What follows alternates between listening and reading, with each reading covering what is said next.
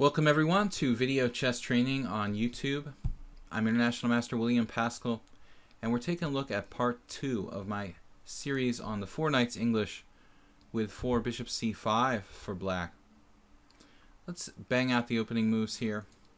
c4, e5, knight c3, knight f6. Of course, there are different move orders to reach the 4 knights. This, I think, is the most common. Knight f3, knight c6, g3. And then instead of the main lines here with bishop b4 or d5, black plays our text move bishop to c5. Knight takes e5. So this is the starting position that we discussed in part 1 of the lecture series, and we're going to go into what I discussed is the main line here. So bishop takes f2 check, and the idea of c5 as played by Botvinnik. But before we go there, I just wanted to mention a line I didn't touch on in part 1.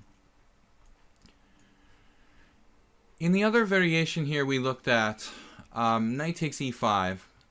There was one thing I wanted to mention in part 1 that I forgot to include, and that's that after d4, queen e7, we looked at basically just d takes e5 here, but there's another move for white that was played in one game that I like for white. Bishop g2. We can just avoid any kind of crazy complications. Play the solid move, bishop g2, sacrifice a pawn for development and the bishop pair. And this follows a game, Sodomsky versus Litke. This is 2014. 2 master level players, but not really important who's playing this game. I think this is just a reasonable way for white to play the position. After bishop g2, knight takes c4 is the only real option. And then d takes e5, queen takes c5. And I like this game for white. It looks like a great way to take the initiative for the price of a pawn and get some time and the bishop pair. Castles. And here, the player in the text game, Sodomsky, played b3. Aiming for a fianchetto, and that game went b3, knight e5, bishop b2. White has good open lines, half open lines along the c and the d file. He has fantastic bishop pair on the long diagonals, and knight on e5 that can be attacked and driven back. I think white has huge compensation for the sacrificed pawn. It's in fact more than enough compensation. I think white has an advantage here. Most likely more than enough compensation for one pawn. But an interesting alternative would even be an alternative development for the bishop here. Bishop f4 is also possible. When you could plan on like rook c1 and play along the c file, like one game I think we saw in Arkiev play. But b3 or bishop f4, obviously you can't take on b2 here. There's a trick. Knight takes b2, queen b3, and then knight c4, knight a4. White wins a piece. So this variation is an interesting alternative. I just wanted to mention that. Returning to the game, knight takes e5. We go into our main line here with bishop takes f2 check. Forced move, more or less, if black wants to play for equality. King takes f2, knight takes e5. And we've discussed the sidelines here. Let's go into the main line. So e4, without further ado. And d6 or castles are very passive. We discussed that. So c5 is the way to play it. This is credited to Botvinnik, but actually there was one game played before Botvinnik played it, and that is a Yugoslav championship game from 1951. So to give the credit where credit's due, there is a player with the name of Nikolac. Longer versus Nikolac was played in the Yugoslav Championship 1951 in Sarajevo, what is now Bosnia, and there's no question that Botvinnik knew about that game. I mean, Botvinnik had access to like all the Soviet games, and this was the Yugoslav Championship. This is technically not the Soviet, but I mean, you know, they're very interconnected, and in 1950s, 60s, all the top Soviet players had access to a lot of information. I really doubt that Botvinnik hadn't seen this game before. So, in any case, it's first played in the 1951 Yugoslav Championship. So, the important thing here, though, is really the continuation that Botvinnik created himself in this position. White can play around with the move orders. White can play h3. He can also use different setups with bishop e2 and king g2. But I don't think there's a lot of real significance. And you can experiment with that move order stuff and putting the bishop on e2 if you want to. Some strong players have played with bishop on e2, even like Damjanovic. But objectively, I think the main line we're going to look at here is White's best try. That first game, by the way, where Longer played Nikolac in the Yugoslav Championship, went d4. And that's something we can talk about for just a minute. d4, I don't think this is really the right idea for White. Basically, White has a strong pawn center in like a Botvinnik English. And I think you use the pawn center as it is to keep it together and then try to outflank black either with b4 on the queen side or with a king side attack. In this position, playing d4, I think, doesn't really cause black that much difficulty. There are a lot of games that have been played, but it doesn't seem as critical to me. A lot of correspondence games, like c takes d4, queen takes d4, it's interesting and White isn't worse. But I don't think that this is the idea I would recommend, really. Quite a few strong correspondence games have gone like castles, bishop f4. By the way, guys, you can't take the knight on e5 because of knight g4. So castles is a perfectly valid move order for black. And sometimes White throws in h3 here. But I don't really recommend this d4 plan. I don't think that it's as strong as d3 objectively. Although playable, I don't think that White can really hope for any advantage, although maybe he can't in the other line as well. I feel that d3 is a little bit more promising. So we're going to look at d3. This is Botvinnik's idea. And of course, first played in the iconic game, Botvinnik versus Gingis, and this is from the Soviet Championship 1966, which is the second game that was recorded having been played in this position. Here black can play castles or d6. There isn't really a lot of significance unless you want to play like Gingis did. Gingis had a very creative approach, which I think is playable, especially for an ambitious player. But it's not the safest plan in the world for black here. If you play d6, which many players do, I don't think there's a real disadvantage in castling or playing d6, one versus the other. White normally plays h3. And here, this is how Gingis played, very creatively, with h5.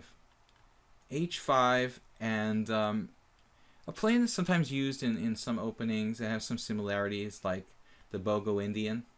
The main line of the Bogo Indian, oftentimes black plays h5.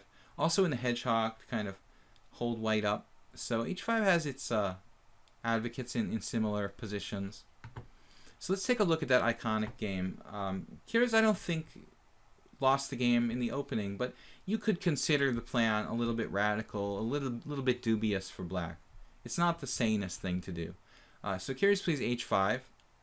In this position, it makes some sense to me. Botvinnik opts for bishop e2. h5 is kind of a weakness here. So we normally would probably put the bishop on g2, but he's looking at the bishop as a piece that can put pressure on the h5 pawn. And then Gingis plays knight h7. A very creative plan. Often you sacrifice temporarily the pawn on h5.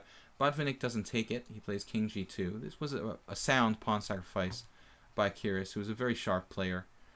A huge fan of Gingis, I am. h4. And then White could have played various points d4 in this game. But Botvinnik just sticks with that structure. I think that d4 is interesting in this position, and it's interesting in some future positions as well. But Botvinnik just believes in the structural plan. So h4, g4, knight g5, and then bishop e3. And this could allow for queen d2, but also we're playing for pawn structure ideas. Maybe d4 still in the position. a3, b4, putting pressure on c5. And Botvinnik was a big believer in development. So he would never commit to like attacking in a position where his pieces weren't fully mobilized. So that's what he's doing here, playing according to his system. Bishop d7 from Gingis. This keeps the e6 square for the knight to retreat to, and looks at plans like bishop c6, maybe b5. I think d7 is a reasonable square here. Queen d2, and then knight e6. Now black could consider a very radical plan like g5 maybe, but he needs time to do something like that. In the meantime, white has the d5 square. g5 is maybe a little too radical. And then a very ambitious plan by Botvinnik. He didn't prepare this. He plays b4 right away, which is a pawn sacrifice, Benko style pawn sacrifice.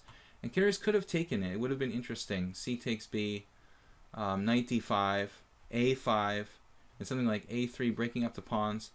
White would have had compensation for the sacrificed pawn. So Gingis plays solidly here with b6. Then rook b1, bishop c6 opposite the king. No immediate threat. Rook hf1 to the half-open file. Bishop b7, and black is planning on knight c6, knight d4, getting a bind in the dark squares. Sidestepping with the king now, king g1, knight c6. I'm trying to go through this a little quickly because we've got a number of points I want to make, but just to let you see what happened in this first very important game, I'll show you the complete game. Knight d5, knight d4, and then bishop d1. This is really important. The bishop on e2 making itself look quite powerful. Eyeing a4 diagonal, eyeing all the way up to h5 on the king side, and also clearing the way so white could use the second rank. If you see my cursor here, the second rank for clearing like a rook across, doubling the rooks, something like that. So very good harmonious move, bishop d1. And f6 now from Gingis, who's in like full dark square blockade mode. King h2, another kind of waiting move, maybe clearing the g file for Botvinnik. Bishop c6, and then a very aggressive move, a4. Botvinnik playing classically, attacking where he's got a pawn majority, advancing a4. And Gingis blockades a5, putting his pawns on the correct color. B takes a, not closing it up. B takes a, very good decision by Botvinnik, by the way. And then queen f2, hitting the weakness on h4, keeping pressure on d4, pressure frontally on the f file, and then not a bad move, rook a7 actually, giving black kind of lateral defense. And finally, Botvinnik here breaking through with g5, a very strong pawn sacrifice. And Gingis doesn't accept, he plays castles. And now queen takes h4 is not that clear, because there's a hanging rook after f takes g. So g6 is a really dangerous move for black. When Gingis is under pressure, white is clearly better. He had to play bishop e8 here. I think bishop e8, queen takes h4, bishop takes g6, and then maybe rook b6. Though the game is not over, black is hanging on. It looks like with the two bishops, active pieces, a little bit safer king, I think white is better. But Gingis just tragically blundered. A very beautiful move. f5. And Botvinnik just didn't see the threat in this position, so he missed this rook b8. This is an unbelievable move. Just dominating the queen. It has no squares. Not a single square other than d7 or taking the rook on b8. So he resigned here, because if you take on b8, queen takes h4, and the mate is unstoppable, because the knight on d5 and the pawn on g6 just take away the escape squares e7 and f7. So it's simply mate after queen takes h4, and Gingis resigned. Risky way to play, though, you know, leaving your king in the center, playing h5. Not for everybody. So we're going to focus on the kind of sane plan for black. Castles. And now bishop g2, this is our mainline position. White's planning rook f1, king g1, and complete the development. Bishop pair, although at closed position, white has a strong center, kind of keeping black in check, so to speak.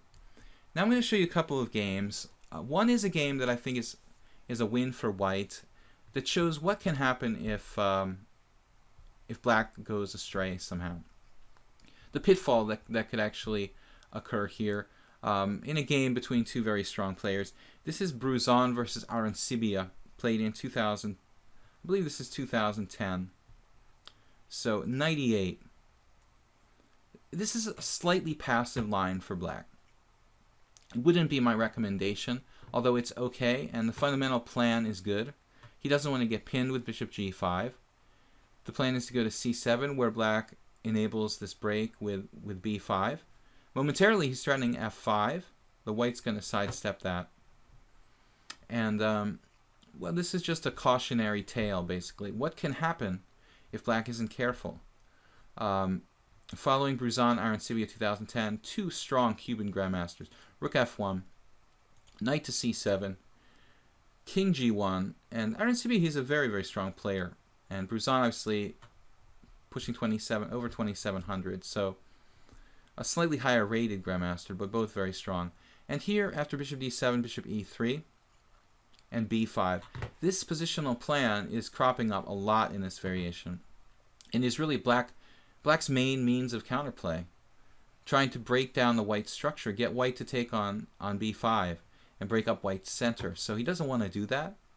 White plays b3, and now maybe here, if he can get away with it, Arancibia should consider a5, a4. Well, one thing you've got to keep in mind is that at some point, very important when you play this line with white, just because you didn't play d4 doesn't mean you're never going to play d4. So at some point, d4 can turn the position in white's favor. And that's why I think Arancibia wanted to play knight e6 here, kind of discourage d4. King h2, and then, again, I would, I guess, lean to recommending a break for black based on a5, a4. But instead he closed the queenside with b4, which I think might be a mistake, taking the pressure off the white center, theoretically. And here Bruzan doesn't play like the routine knight d5. He plays instead knight e2, fighting for control of d4. And the knight has numerous paths he could follow. So this move keeps the position kind of tense. White could play maybe g4, knight g3, or knight f4, or he can still play for d4. a5, and this is obviously the first move that any positional player is going to consider. a5, and now d4. Bruzan strikes back with d4, and it's just in time. C takes d4, knight takes d4, and maybe rook a6 would have been best here. But black failed to see how dangerous it is. Knight takes d4, queen takes d4, and rook a6. And now white has this lever that's very strong, c5. The knight on e5 isn't well protected. And white has the two bishops, levering the knight on e5, levering the pawn on d6, opening things up a little bit for his bishop pair. And Arancibia is starting to get into trouble here. He's still probably not lost, but this is where things start to go haywire. c5, bishop b5, rook f5. And now he could have stayed in the game with bishop d7, hitting the rook again. Although, you know, it is possible white might have an exchange sacrifice. Maybe even rook takes e5. I'm not sure. It looks a little dangerous. I would definitely look for exchange sacrifices to try to get a very powerful passed pawn or something like that for white. But he blundered here with a solid-looking move f6, which leads to trouble. Rook d1. Very, very good tactics for white. And Arancibia played knight f7 now, which is natural. He secured e5, and he played knight f7 to protect e6. White has a couple of very strong moves here. He ended up playing c takes d, which isn't as good. He only had a slight advantage, ended up winning the game, but rook d5 and also bishop f4 look very strong for Bruzan there. So he has a clear advantage if he plays the right move. That's a way that things could go wrong for black in this kind of line. So anyway, rook to d5. We're going to go back now and take a look at what I think is a better example of how black should defend. Another kind of classic game, bishop g2, back to this position. And here we have a game from 1978 where this was first played by a player I've worked with in the past, and a very well-known American grandmaster, Roman Gingis, who's also a strong Nimzo-Indian player. You might see a little bit of Nimzo-Indian in this position. the bishop being traded off, dark squared blockading theme for black, strong knights. Gingi liked to play the Hübner variation of the Nimzo very much. He likes to play Nimzovician type of positions. So anyway, here he contributed pretty mightily to the variation. Instead of the passive move knight e8, Gingi invented this plan of a6, going for immediate counterplay on the queen side with the b5 break. And I think this is the best for black. After a6, rook f1, b5. This is a very strong pawn sacrifice. If you take on b5 twice with the pawn and with the knight, bishop a6 is extremely strong. So white cannot take the pawn. King g1 here, and it's a tactical trick, because if you take on c4, b takes c4, d takes c4, knight takes c4, e5, like this. B takes c4, d takes c4, just to illustrate, knight takes c4, e5. So you have to be careful to keep the center kind of locked for black. Black doesn't want to exchange until he has a really good reason to exchange on c4. So Roman came up with the plan of h6 here, stopping bishop g5, and giving the knight a kind of square where it can bounce to h7 and move to g5, possibly getting an attack on the white king. And again, looking very similar to the way Roman often played in the Hübner variation of the Nimzo. But there's another option for black in this position we'll look at a little bit later. So h6, and now b3. This is going to be necessary at some point to play b3, obviously. Bishop e6. And here, there have been two games. This game, Gingiashvili playing black against Garcia Palermo, which was played in 1978, I believe, in Argentina. But we'll see another game in a minute, Aronian's Fiddler, which is a modern take on that. Here white played bishop e3 in both games, which is a logical move, just developing like Botvinnik, putting the bishop in the center, where it doesn't interfere with anything. The other interesting move that hasn't been played is bishop f4. Might be something that you would want to consider as an alternative idea. But obviously it's obstructing the rook on f1. So an alternative novelty, but bishop e3 is probably the most logical move. And here Roman played knight h7, which seems a tidbit passive for black. But he wants to set up blockading plans with f6, kind of like Kiriz did, without necessarily like not castling and play h5. Knight h7, king h2, queen d7, and we're following the Garcia Palermo Gingi game. Queen d2, and then f6 here. And at this point, I'm not sure what white should do. Maybe rook f2, h4 isn't possible. It weakens the g4 square too much. So it looks like a pretty good defensive setup for black. Knight e2, knight g5. And basically all white can do is defend. Knight f4, rook on f to e8, rook on a to d1. I think this is a good square for the rook. Bishop f7, rook f2, and then a5. And you see now, black, although he doesn't have a bishop pair, has something better. He has a good structure and a good chance to break up the white pawn. So Gingi gets a tiny advantage, actually, after a5, c takes b5, queen takes b5, knight e2. Garcia Palermo has to just make sure he's not worse. Queen b4. And then again, our favorite move, d4. The delayed d4 seems a consistent theme in this line. Queen takes d2, rook takes d2, c takes d4, knight takes d4, and a4. And it looks like white is a tiny, tiny, tiny bit worse. He played the risky move b4, and then knight c4, bishop takes g5, h takes g5, rook d3, and a3. White going on to draw the game, although he's a tiny bit worse, I think, with this dangerous pawn on a3. So this is, I think, black's best plan of defense. The question is, knight h7, is it the best? Or maybe we could find a kind of modern game that even improves. So if we look, we'll find another plan here. h3, Svidler playing with the move order a little bit. Instead of the normal d6 followed by a6, Svidler realized you can play a6 right away. That's not a bad idea. White could perhaps go wrong here. We're following now the game Svidler, Aronian Svidler from 2007, a6, bishop g2, b5. And Aronian doesn't try anything fancy. There's really nothing to do, so we actually transpose after rook f1. Now here, I guess Svidler could try something creative.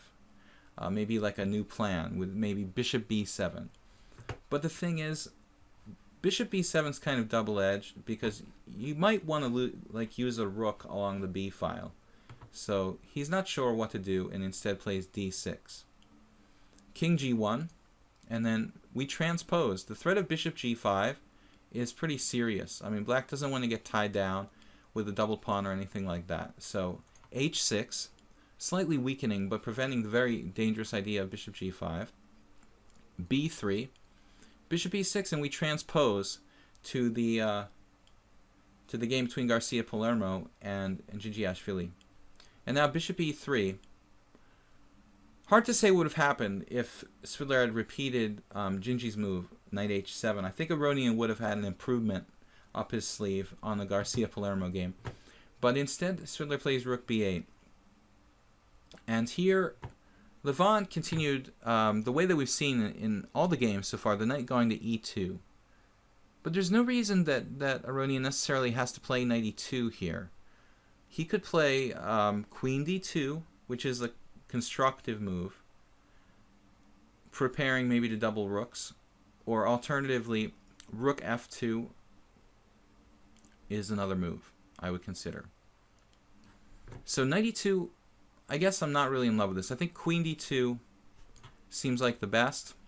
Svidler would play something like rook e8, and then white has two choices, rook f2 with the idea of rook a to f1, with maybe like a just minute advantage for white. I would think I would rather be white, just like white has a little bit more control of the center, but fully playable. But I think Aronian's plan seems a little bit strange. Knight e2, unprovoked, and black, is going to start getting counterplay. Rook e8.